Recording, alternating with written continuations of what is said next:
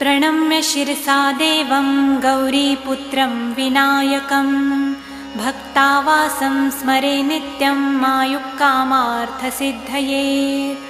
प्रथमं वक्रतुण्डं च एकदन्तं द्वितीयकं तृतीयं कृष्णपिङ्गाक्षं गजवक्त्रं चतुर्थकं लम्बोदरं पञ्चमं च षष्ठं विकटमेव च सप्तमं विघ्नराजेन्द्रं धूम्रवर्णं तथाष्टमं नवमं भालचन्द्रं च दशमं तु विनायकम् एकादशं गणपति द्वादशं तु गजाननं द्वादशैतानि नामानि त्रिसन्ध्यं यः पठेन्नरः न च विघ्नभयं तस्य सर्वसिद्धिकरं प्रभो।